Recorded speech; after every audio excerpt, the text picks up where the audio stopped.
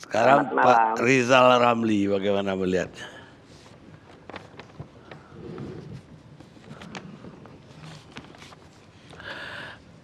Gimana Pak Rizal Karni, saya ingin menyatakan satu hal, bahwa sebelum ada corona, ekonomi kita udah masalah. Saya bicara dengan Ketua Asosiasi Tanah Abang, Glodok, dan lain-lain, rata-rata penjualan udah drop. Sejak tahun 2017, 18, dan 19. Saya pernah tanya, rata-rata 50-60 tahun, pernah nggak dalam sejarah hidup Anda mengalami kondisi gini? Mereka bilang hanya sekali pada masa akhir Bung Karno dan awal Pak Harto. Loh, bukan 98 jeblok. Maaf Pak, kita Tionghoa ketakutan dibakar, digebukin, kita tutup toko kita. Tapi sebulan kemudian kita buka lagi, hidup lagi. Daya beli nggak sehancur seperti hari ini. Nah, berbagai indikator, saya nggak usah ulangi karena biasanya ada yang rajin bantah-bantah saya, ya, trade balance negatif, current account negatif, kemudian juga primary balance dan segala macam lah. Kita gunakan semua indikator makroekonomi sebelum ada corona kita sudah mengalami krisis. Nah, tetapi seolah-olah ada stability, terutama di dalam nilai tukar. Karena apa? Didoping terus dengan pinjaman yang makin lama makin banyak dengan yield bunga yang lebih tinggi. Rata-rata pada waktu itu hampir di atas 7% yieldnya. Negara lain jauh lebih rendah. Nah, seolah-olah ada kesan semua everything is fine, everything is okay, tapi utang luar negerinya naiknya besar sekali, peningkatan output sangat rendah, stuck di 5%. Sejak tahun 2017-an lah kira-kira. Nah, dengan adanya corona, itu terjadi di Cina, pertengahan Desember Pak Karni kalau ingat, kasus pertama di Indonesia menurut Fakultas Kedokteran itu bulan Januari. Tapi kita dari Januari sampai pertengahan Maret itu dalam proses self-denial. Nggak benar, nggak ada, kita kebal, kita nggak bakal kena karena cuaca dan sebagainya. Kita kehilangan 2,5 bulan yang paling berharga. Karena kita sibuk bantah-bantah, nggak benar, nggak betul dan sebagainya. Pejabat kita kan paling doyan membantah yang udah benar dibantah gitu. Nah, kemudian pada Januari sampai barulah pertengahan Maret ada kesadaran bahwa ini memang benar, bahwa ini masalah udah serius. Tapi 2,5 bulan itu yang terjadi disinformasi oleh pejabat tentang keberadaan corona. Nah, pada waktu kita mulai sadar itu, kita bukannya nutup arus turis, arus pekerja dari Cina. Malah izinkan, malah ada rencana mau kasih insentif sekian miliar untuk membantu meningkatnya turisme. Yang kedua, kita nyewa buzzer. Jumlahnya cukup besar. Bayangin masalahnya corona, masalah kesehatan, yang disewa itu buzzer. Ini pemerintah pikir dia bisa menyelesaikan masalah dengan misinformasi dan buzzer gitu.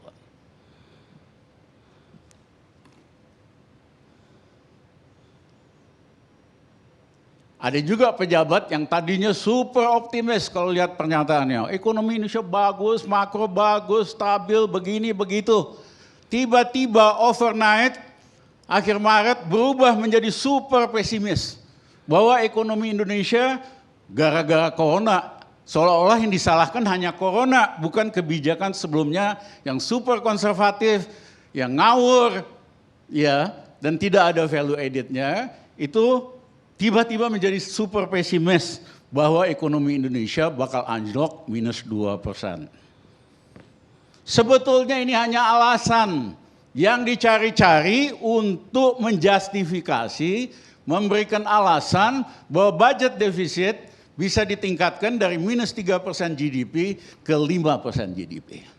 Karena kalau ekonominya masih positif, tidak ada alasan untuk menaikkan budget defisit jadi 5%. Ya, mumpung ada corona, budget defisit kita tingkatin supaya bisa ngutang lebih besar. Otaknya ini kan cuma ngutang, ilmunya itu nggak lebih dan nggak kurang. Nah, budget defisit ditingkatkan 5%. Kenapa? Karena berdasarkan peraturan, limitnya memang 3% dari GDP. Kalau enggak presiden bisa di-impeach gitu loh.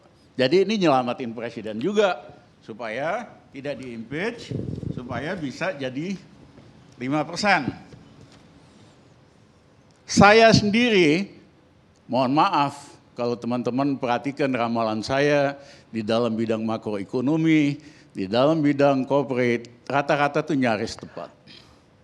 Saya sendiri tidak sesuper pesimis itu. Saya masih yakin masih ada banyak cara supaya kalau anjlok pun ekonomi kita dari 5%, paling ke 2% atau maksimum 0%. Nggak sampai negatif. Tapi tiba-tiba menteri yang super optimis jadi super pesimis, hanya sekedar buat nyari alasan supaya budget defisit bisa dinaikin, supaya bisa ngutang lagi. Nah, dibikinlah Perpu nomor 1 tahun 2020. Mohon maaf, ini berpotensi melanggar Undang-Undang Dasar Konstitusi. Karena hak budget itu ada di DPR. Kok bisa aja tiba-tiba pemerintah punya hak buat ngubah APBN seenaknya? Kan sudah ada mekanismenya. Kalau ada apa perubahan indikator makro, tinggal dibikin RAPBN perubahan. Ya dari dulu waktu krisis juga kita sampai 4 kali kita ganti. Jadi APBN kita ubah-ubah terus 4 kali dalam 1 tahun. Jadi tidak perlu nerbitin Perpu di mana hak budget yang dilindungi oleh Undang-Undang Dasar mau diambil dari DPR. Nah yang kedua di dalam Perpu itu ada pasal di mana jika terjadi kesalahan kebijakan tidak bisa dijadikan kasus hukum, tidak bisa dituntut. Wah ini mah pintu masuk buat ngerampok lagi. Buat bikin skandal lagi, skandal BLBI, skandal Senturi, skandal apa lagi. Kok nggak belajar dari sejarah, pejabat itu mesti punya tanggung jawab publik. Di Korea tahun 98, Menteri Keuangan, Gubernur Bank Sentralnya masuk penjara karena kebijakannya dianggap merugikan negara besar-besaran. Ini enak aja, setiap bikin kasus yang merugikan negara triliunan bisa lolos. Nah ini juga hal yang saya kira diitukan layak. Saya ingin kalau bisa grafiknya diperlihatkan. Bisa? Ya.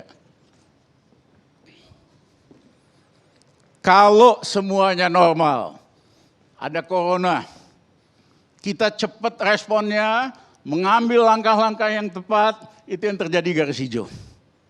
Dalam waktu antara 3 atau maksimum 6 bulan kita recover lagi. Grafik V. Tetapi kenyataannya kita ini garis kuning.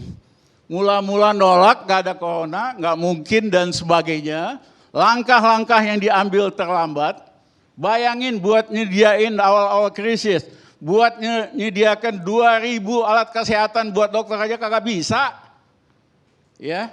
Nah, sehingga ini makin lama makin dalam. Respons makroekonominya juga lambat. Merentah pakai himbauan. Himbauan supaya yang kasih kredit atau leasing nggak usah bayar dulu, ditunda. Kok bisa merentah pakai himbauan? Merentah itu pakai peraturan. Saya dulu waktu zaman Gus Dur, kita berikan kredit diskon kepada pengusaha kecil 50%. Ada keputusannya sehingga bank-bank bisa pakai sebagai pegangan.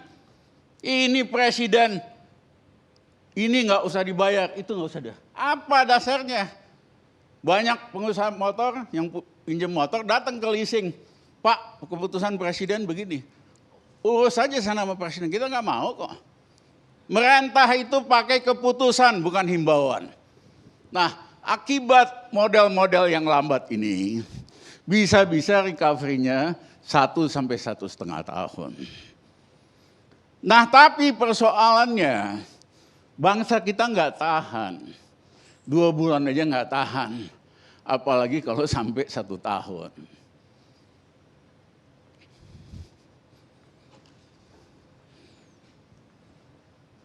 Bagaimana kalau kita mau cepat? Saya setuju dengan Pak JK tadi. Fokus untuk menyelesaikan menghambat corona.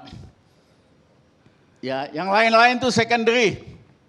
Karena kalau itu dilakukan, coronanya berhenti, ya dia balik lagi, pulih kembali. Tapi kalau kita cara menanganin corona masih penuh dengan disinformasi, tidak memberikan fakta yang benar, tidak melakukan hal yang apa diperlukan, makin lama ini makin panjang, ekonominya akan lebih ribet, yang berguguran makin banyak. Yang kedua, punya uang nggak sih pemerintah? Masih. Itu ada saldo, silva total 270 triliun. Hentikan semua proyek-proyek infrastruktur termasuk ibu kota baru yang kagak jelas itu. Yang ngerjain cuma McKinsey. Mutu kualitas risetnya juga payah kok. Ya hentikan dulu, pakai uangnya untuk menyelesaikan masalah corona dan kebutuhan dasar. Memang pajak turun, tapi menurut hitungan kami masih adalah sekitar hampir 300 triliun. Yang ketiga, terima kasih sedikit sama Prabowo, nggak kedengeran suaranya. Tapi dia tidak tanda tangani semua proyek pembelian alutsista yang markupnya lebih dari 10%. Itu dia menghemat sekitar 3,4 miliar dolar diam-diam. Total 50 triliun. Karena biasanya markup pembelian alutsista itu ratusan persen, ada yang ribuan persen. Dia maksimum 10%. Di atas 10% dia nggak mau tanda tangan. Dia udah lapor sama Jokowi, setor sekitar 3,4 miliar dolar, itu hampir 50 triliun. Ya, tahun kemarin. Nah yang ketiga, cicilan hutang kita itu setahun 650 triliun. Seperempatnya, kira-kira 25%-nya itu bilateral dan multilateral.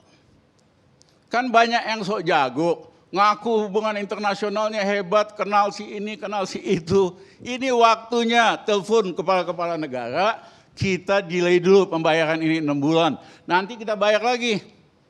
Katanya banyak, hubungan internasionalnya hebat. Mana? Ya, tinggal telepon kok. Lagi krisis gini pasti dikasih, ya kan, bayar 6 bulan dulu tunda pembayaran. Nah yang kedua, 3/4-nya itu bond-bond swasta. Yang bunganya selama ini ketinggian. Dulu 7%. Terakhir Menteri Keuangan nerbitin bond 4,3 miliar dolar. Kalau nggak salah yieldnya itu 4,5% atau 4,3%.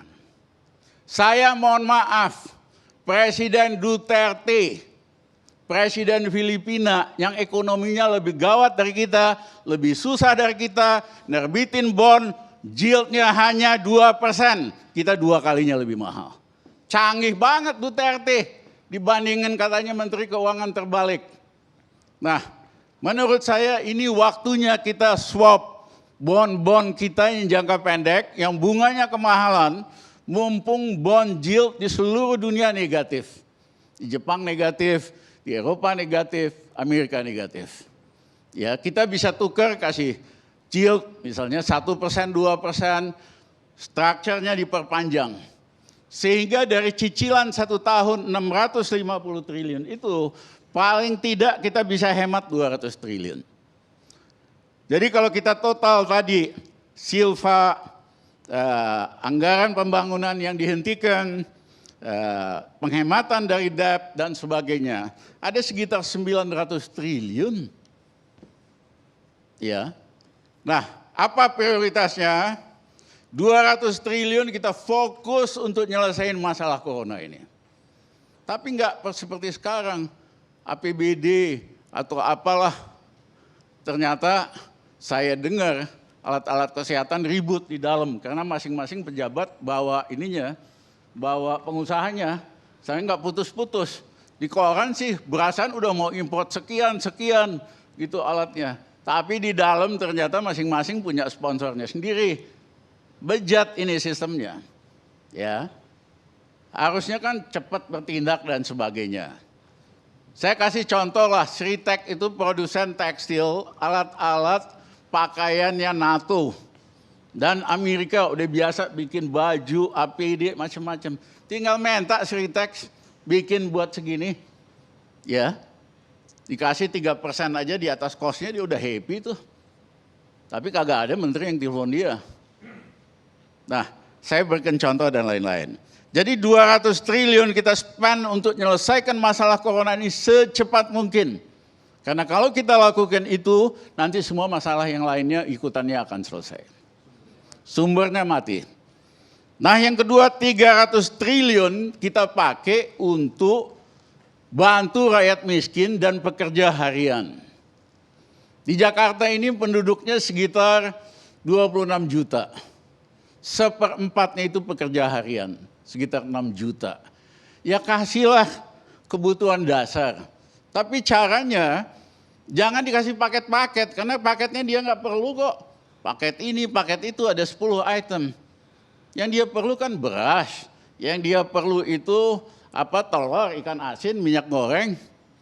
Ya, atur dong gitu. Pakai kalau perlu BRI, karena saya nggak percaya kalau ormas dipakai nyalurin uang atau birokrasi kita, pasti ditilep. Kalau tadinya mau dikasih 1 juta per orang, nyampenya ke bawah tuh 100.000 pengalaman. Kita gunakan dong BRI buat nyalurin begini-begini. Sehingga yang hilang di jalan, rakyat bisa milih sendiri. Dia bisa tenang di rumah. Kalau saya sih sederhana, kalau ada yang punya account, balance-nya 0,5 juta, kita kasih 1 juta. Yang nggak punya account, kita minta bikin account ATM sama BRI yang di atas 17 tahun. BRI itu punya cabang di seluruh Indonesia, punya satelit, kapasitas komputernya 4 kali dari BCA, jumlah transaksinya 3 kali dari BCA, walaupun kecil-kecil. Suruh rakyat bikin ATM selama 17 tahun, di atas 70 tahun. Sampai desa-desa dia punya cabang. Seneng kok dia dapat klien baru, nah nanti kita salurin. Apa 1 juta per anak atau apa. Sehingga betul-betul sampai sama rakyat. Nah kalau kita lakukan itu, bank juga istilahnya penetrasi bank lebih tinggi. Yang kedua kalau lain kali ada masalah lagi, kita udah tahu caranya, siapa, segmen mana yang kita mau capai. Datanya kan bisa dipanggil anak-anak pintar tuh bikin data, big data analysis, segmen mana yang kita mau capai. Nah 200 triliun lagi kita spend untuk meningkatkan makanan. Saya awal corona udah bilang, hentikan semua proyek infrastruktur ini, fokus di dalam food production. Kenapa? Pada skala global akan terjadi kekurangan makanan. Sederhana, orang kalau diam di rumah, menengah atas dia konsumsi lebih banyak. Lihat aja banyak yang makin gendut selama krisis ini. Artinya konsumsinya naik 10%. Tetapi supply-nya drop 25%. Jadi bukan hanya karena panic buying. Selain panic buying, consumption naik 10%, supply turun 25%. Sehingga akan ada shortage dalam makanan. Dan yang kedua karena dolar kita melemah, itu akhirnya buat rakyat juga makin lama makin mahal. Jadi kita spend 200 triliun untuk ngasilin makanan, sayur-sayuran, buah-buahan. Sayur-sayuran cuma 2 bulan, lain-lain 3 bulan. Bawang putih yang selalu kita import hampir belasan triliun. Kita tanam. Memang selama ini hanya bisa di Brebes sama Pati. Minta teman-teman IPB, ada dong tanah di tempat lain yang bisa. Nah kalau setahun kita bisa 3 kali produksi, tahun depan kita eksportir bawang putih.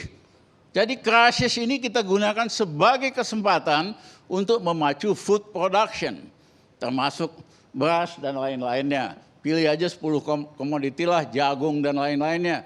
Itu rakyat ada kerjaan, kita nggak kelaparan rakyatnya. Kalau corona ini selesai, kita bisa jadi pemain untuk ekspor. Ya, karena di Thailand mereka putuskan untuk ngurangin ekspornya. Ya, karena rakyatnya banyak yang nganggur, dibagi Vietnam sama Thailand. Nah, surplusnya itu cuma 2 juta ton. Kalau mereka pakai lebih banyak buat dalam negeri, kita akan kesulitan loh. Yang ketiga,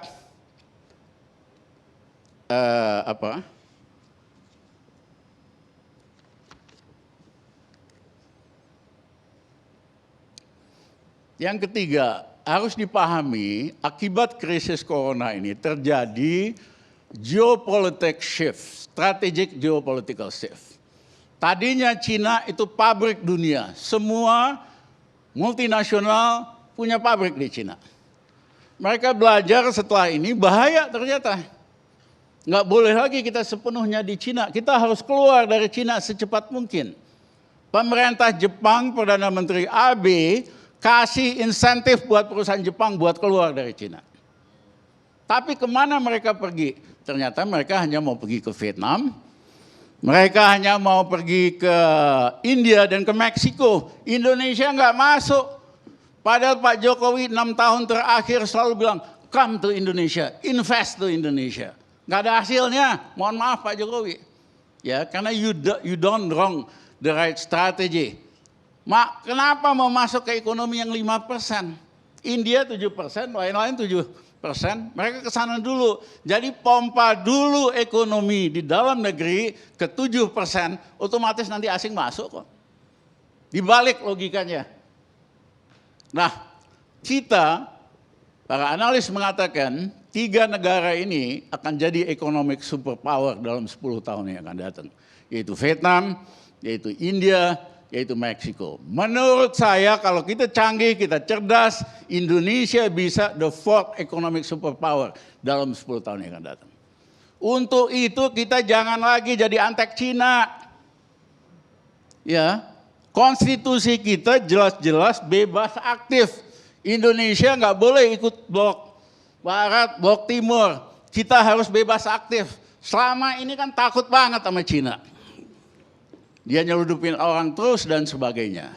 Jadi ini waktunya untuk menggeser politik luar negeri kita dan politik investasi kita dari sangat pro Cina jadi antek Beijing, jadi negeri kita sendiri, dan ini kesempatan untuk Indonesia jadi economic superpower.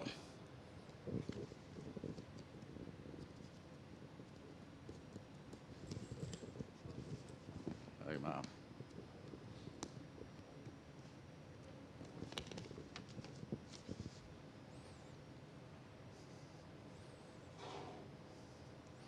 Yang kedua, saya mohon maaf. Keempat ya, ada ide mau nyetak uang, printing money. Mohon maaf. Printing money pada saat pemerintahnya itu tidak kredibel, banyak KKN and abuse of power, printing money itu bahaya sekali. Pasti inflasi. Tapi yang penting begitu pemerintah Indonesia printing money, rupiah bisa anjlok ke 20.000 kok. Kecuali pemerintahnya jauh lebih kredibel hari ini. Nah, kembali ke grafik tadi, saya minta tolong dikasih lihat sekali lagi, Dek. Apa sih yang terjadi? Bayangkan samurai raksasa jatuh dari langit. Kita sok jago, walaupun kita raksasa, kita tahan ini samurai. Tangan kita bleeding, kita nggak sanggup. Kasarnya, Indonesia nggak kaya-kaya amat. Kalau ada perusahaan mau buyback saham, bleeding loh. Lihat aja semua grup-grup besar di Indonesia, valuasinya drop, ada yang 200 triliun dan sebagainya. Samurai itu harus jatuh dulu ke tanah, baru kita lakukan sesuatu. Nah, kita ini tidak cukup kuat untuk melakukan macro pumping. Amerika, berapa waktu yang lalu, pump 1 triliun US dollar. Hasilnya apa? Cuman berapa hari doang indeks di Amerika naik, habis itu anjlok lagi. Sekarang kemarin 2 triliun lagi. Seolah-olah mau naik sebentar, bentar lagi rontok lagi. Karena apa? Masalahnya di coronanya. You nggak selesaikan corona, mau lu pompa 2 triliun, tetap akan masalah. Nah, jadi jangan sok-sok makro pumping. Bank Indonesia sudah spend 300 triliun lebih untuk mensupport rupiah. Kecil efeknya. Bahkan kalau dia terlalu semangat, turunin lagi ke 15.000, spekulator pada beli tuh. Dolar, nungguin lagi, bentar lagi pasti anjlok lagi gitu loh. Jadi jangan sok jago, kemampuan kita terbatas, jangan lakukan macro pumping atau corporate pumping yang tidak perlu. Bereskan kasus corona, otomatis nanti semua akan lebih baik. Terima kasih, Pak. Cukup, Pak. Pemirsa, kita rehat sejenak.